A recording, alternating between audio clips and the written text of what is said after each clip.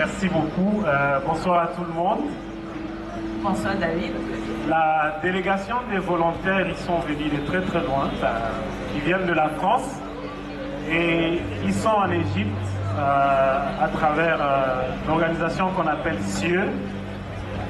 Ils sont venus en fait pour travailler dans des écoles au Caire et à Alexandrie, essayer d'apprendre aux enfants, aux Égyptiens, la langue française. Et je pense que je vais passer le micro à Alexandre qui représente l'organisation pour qu'il rappelle un peu tout le monde ici devant, histoire de les voir et de prendre peut-être contact.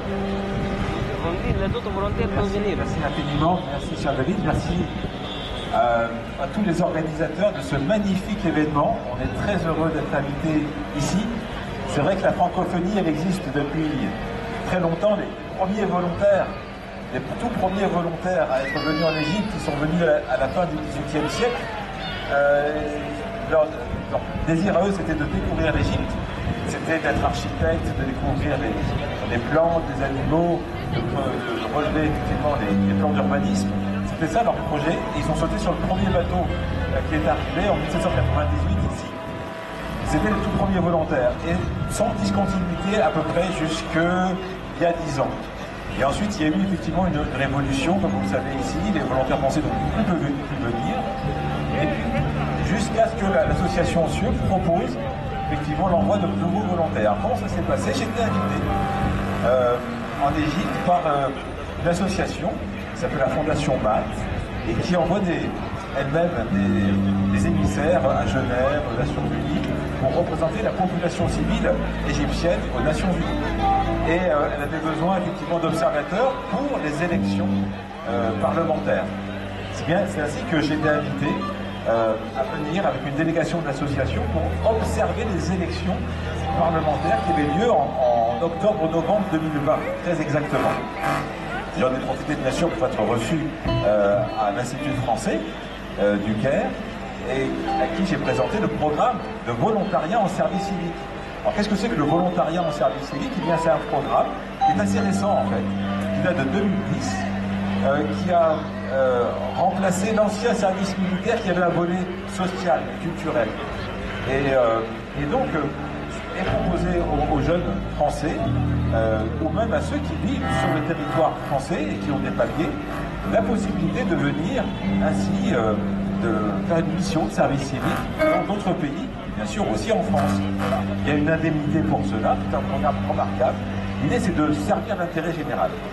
Alors j'ai proposé à l'époque, c'était donc en octobre-novembre 2020, et à l'Institut français, l'envoi de nouveaux volontaires. Ils m'ont dit mais c'est tant mieux parce qu'il n'y a plus de volontaires français depuis 10 ans, depuis 2010 à peu près, depuis les troupes qui ont eu lieu ici, et à la faveur effectivement de la stabilité qui est revenue, de nouveau on peut de nouveau envoyer des volontaires francophones, français, c'est formidable. Ils ne sont pas tous français d'ailleurs, hein, puisqu'on a un volontaire qui est d'une autre nationalité, qui est algérien, qui n'avait pas la nationalité française, qu'on a quand même pu recruter, vous voyez, et qui est ici. C'est le programme de volontariat français qui n'est pas seulement ouvert qu'aux Français, mais aussi aux étudiants qui sont notamment en France et qui ont des papiers, bien sûr, et qui souhaitent aussi promouvoir la francophonie. Alors, je souhaite inviter tous les volontaires à venir maintenant se présenter. Voilà. Car ils sont maintenant pour la 3e année, hein, c'est la 3e année. La première année, ça n'a pas pu être 2020 à cause du Covid, évidemment. Mais en 2022, en 2023, et donc cette année de nouveau, des volontaires en service civique ont pu être recrutés pour être ensuite envoyés dans les écoles du Caire et d'Alexandrie afin de promouvoir le français. Alors ils vont vous expliquer tout ce qu'ils font, ils vont se présenter et vous expliquer dans quelles écoles ils sont. Certains sont au Caire, d'autres à Alexandrie. Bonjour à tous, je m'appelle Tanguy, voilà, je suis français de Paris et avec mes camarades on est ici donc au Caire et à Alexandrie, moi notamment à Alexandrie pour donner des cours de français dans les écoles francophones d'Alexandrie, dans toutes les écoles d'Alexandrie pour moi. donc voilà, on est chacun répartis dans des différentes écoles francophones du Caire d'Alexandrie pour aider les élèves à pratiquer leur prononciation, notamment du français. Voilà, voilà. Donc bonjour à tous, moi je m'appelle Léopold et donc je suis aussi à Alexandrie et pas dans la même école que Tanguy. S'il te plaît, Léopold, s'il te plaît, tu viens de quel pays? De France. Ah, de France, d'accord. Mais oui, je m'appelle Léopold comme Sangor. Ah, d'accord. Intéressant la précision. Et donc voilà, Tanguy a à peu près tout dit. On donne des cours de français afin que donc, les élèves égyptiens puissent pratiquer la langue avec directement des natifs. Super, tu passes le mot à Alors, bonsoir à tous, moi c'est Lynn. Pareil, je suis française et j'ai fait exactement la même chose à Alexandrie, dans une autre école. Et ouais, on essaye d'accompagner les enfants de 4 à 12 ans dans l'apprentissage du français. Donc voilà, grâce à ma camarade. Bonjour, je m'appelle Lana. Moi je suis au Caire par contre. Et, on est une petite douzaine à être au Caire. On a été séparés en deux. Lana, s'il te plaît, tu viens de la France? Oui, je viens de France. Et pareil, je donne des cours de français dans une école à Héliopolis. Alors, bonjour à tous, moi c'est Oscar, voilà, je viens aussi de la France.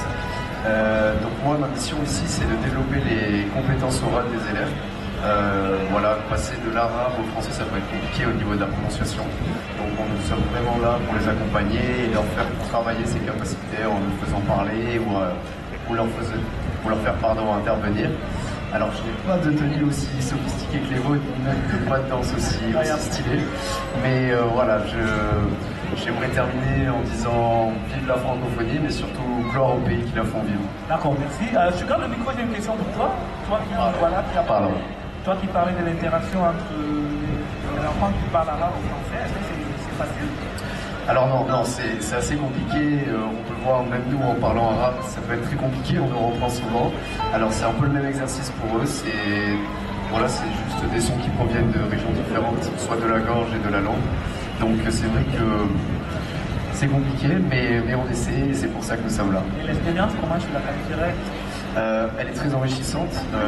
Alors d'un point de vue, je pense pour eux, nous leur apportons une aide que les professeurs du coup n'ont pas forcément, étant donné que nous pratiquons la langue depuis la naissance. Mais c'est aussi enrichissant pour nous, c'est-à-dire que l'enseignement c'est avant tout un de sens. C'est très pédagogique pour nous, on nous apprend la patience, mais aussi l'écoute, la pratique. Donc c'est très enrichissant et c'est quelque chose que je recommande vraiment à tous ceux qui peuvent apporter quelque chose. D'accord, merci. Bonjour, je m'appelle Lisa, je suis française aussi. J'enseigne à El Oria Mahdi au Caire. Et je pense qu'ils ont déjà un peu tout dit. On enseigne le français, l'oral avec en tant que natif, la prononciation. Et voilà, merci. Merci. Bonsoir, je m'appelle Sarah, je viens du sud de la France et je travaille dans une école à Alexandrie, des sœurs franciscaines. Et voilà, pareil, donc par les ateliers ludiques, on favorise l'apprentissage du français des élèves. Et du coup, j'ai des étudiants âgés de 10 à 15 ans. Oui, Sarah, s'il te plaît, est-ce que tu penses qu'il y a un retour positif de la part des enfants dont vous appréciez? Oui, les enfants sont très contents. Enfin, en tout cas, dans mon école, je pense que c'est à peu près pareil pour le reste de mes camarades, mais ils sont ravis en fait d'avoir des activités avec autre chose qu'un professeur. Et le fait qu'on soit volontaire, on fait des activités un petit peu plus différentes que suivre le programme. Vu qu'on met en place des ateliers pour favoriser l'oral, notamment. Voilà, d'accord, merci. Merci à vous tous d'être passés, d'être venus communier ce moment de partage autour du sommet de la francophonie. C'était un plaisir de vous accueillir chez nous ici à l'UNSS. Voilà, donc on les accompagne, mesdames et messieurs, avec la convention. Voilà. Merci à l'Université de Sangor. Je dirais que c'est l'Université de Sangor qui est le pont entre la francophonie, qui est la plaque tournante de la francophonie. Et je pèse mes mots. Je ne dis pas ça par amabilité, je pense réellement que l'Université de Sangor à Alexandrie, grâce aussi bien sûr à l'Égypte, qui est la grande porte d'entrée vers l'Afrique, fait le pont entre tout le monde francophone. Pourquoi? D'abord parce qu'effectivement, sa situation géographique entre l'Europe et sur l'Asie et l'Afrique, mais aussi parce que grâce à l'Afrique justement, la francophonie va doubler le nombre de ses locuteurs. 300 millions à peu près, un peu plus aujourd'hui, 700 millions en 2050. Et 2050, c'est demain. Donc je dirais que l'avenir est tout aussi glorieux que le passé. Le passé est vraiment assez extraordinaire, c'est vrai, il y a eu des événements exceptionnels qui ont été réalisés par des francophones, par les Français. Juste 3 mots. Les pharaons ont rêvé de percer l'isthme de Suez, le canal de Suez, et les Français l'ont fait.